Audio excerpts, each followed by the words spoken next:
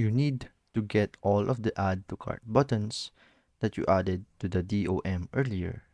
Declare an add to cart btns, or I guess that would be the buttons variable, and assign it to the value of calling the get elements by class name method on the document object, passing in the string add to cart btn. Okay, so mm, we declare the constant word in the variable name.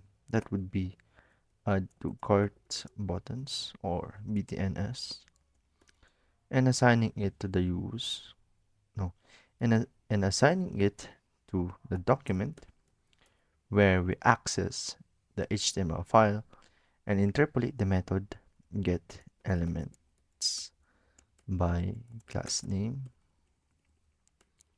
by class name,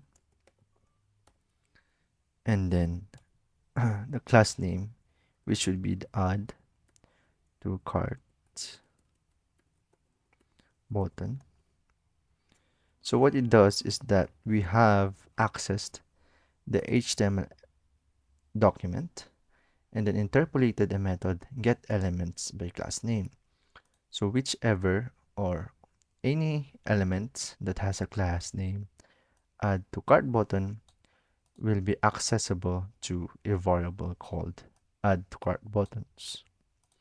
So the variable add to cart buttons will now know, or has now able to access an element, or every element that has a class name add dash to cart dash btn.